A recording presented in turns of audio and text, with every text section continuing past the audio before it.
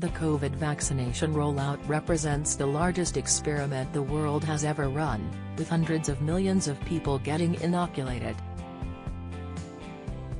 It has enabled countries with high vaccination rates to unlock their economies and restore freedoms to their citizens.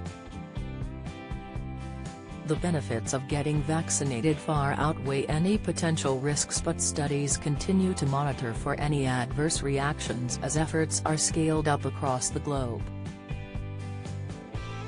A new study published in the journal Lancet builds on previous linking mRNA COVID-19 vaccines to Bell's palsy. Bell's palsy is a temporary weakness or lack of movement affecting one side of the face. Most people get better within 9 months. The study links both the Pfizer vaccine and China's CoronaVac, an inactivated vaccine, jab to the complication.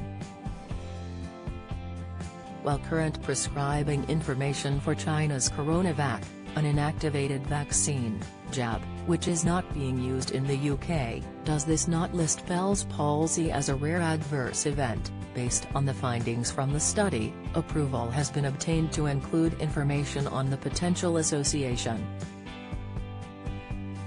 Jabs have saved more than 84,000 PHE figures in the new research, published in the Lancet Infectious Diseases journal. Researchers analyzed cases of the condition related to the two approved vaccines in Hong Kong, CoronaVac and the Pfizer jab.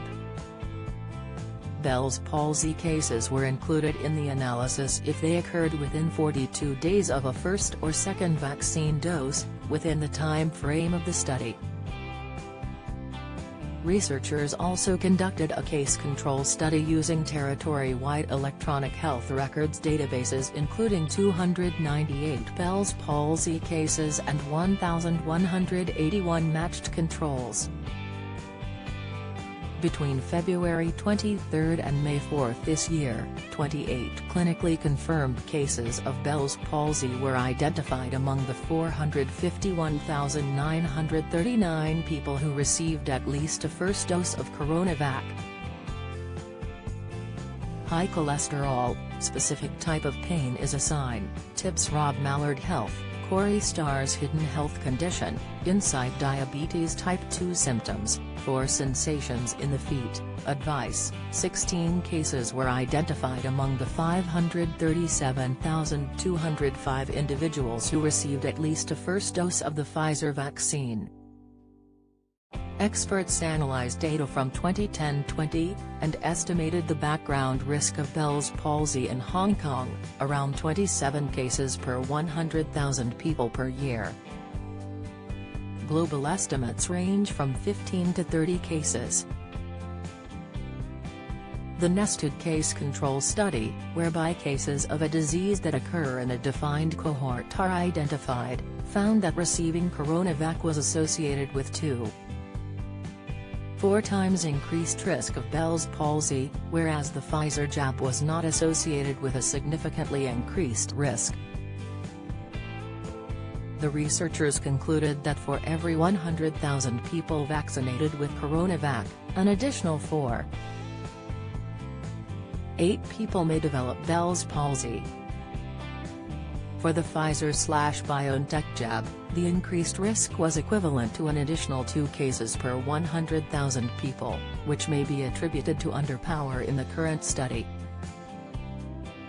An underpowered study is one in which insufficient individuals were enrolled, or data points obtained, to draw a meaningful conclusion. Further studies with a sufficient sample size are needed to evaluate the association between Bell's palsy and the Pfizer vaccine, researchers said.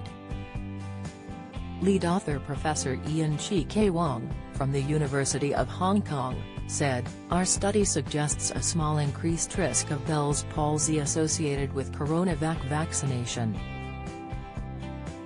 Nevertheless, Bell's palsy remains a rare, mostly temporary, adverse event. All evidence to date, from multiple studies, shows that the beneficial and protective effects of the inactivated COVID-19 vaccine far outweigh any risks." Ongoing surveillance, through pharmacovigilance studies such as ours, are important to calculate with increasing levels of confidence the risks of rare adverse events. The scientists could not conclude a causal relationship between Bell's palsy and vaccination in any individual cases from this study, and the mechanism by which vaccination can, in very rare instances, lead to Bell's palsy remains unclear.